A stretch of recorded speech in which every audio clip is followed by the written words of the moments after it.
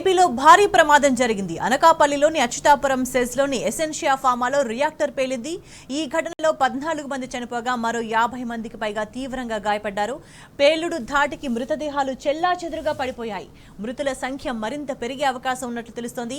ప్రమాదం జరిగిన సమయంలో ఫ్యాక్టరీలో 300 మంది కార్మికులున్నారు. సమాచారం అందుకున్న అగ్నిమాపక సిబ్బంది 8 ఫైర్ ఇంజన్లతో ఘటనా స్థలానికి చేరుకుని మంటలార్పుతున్నారు.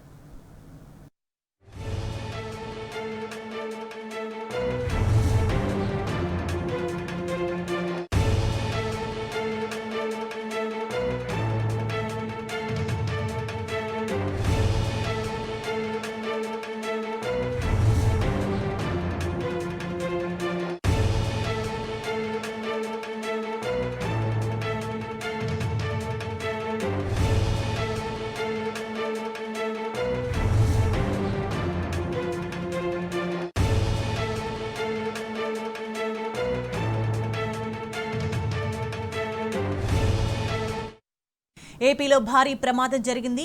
అనకాపల్లిలోని అచ్యుతాపురం సెజ్లోని ఎసెన్షియా ఫార్మాలో రియాక్టర్ పేలింది. ఈ ఘటనలో 14 మంది చనిపోగా మరో 50 మందికి పైగా తీవ్రంగా గాయపడ్డారు. పేలుడు ధాటికి మృతదేహాలు చెల్లాచెదురుగా పడిపోయాయి. మృతుల సంఖ్య మరింత పెరిగే అవకాశం ఉన్నట్లు తెలుస్తోంది. ప్రమాదం జరిగిన సమయంలో ఫ్యాక్టరీలో 300 మంది కార్మికులున్నారు.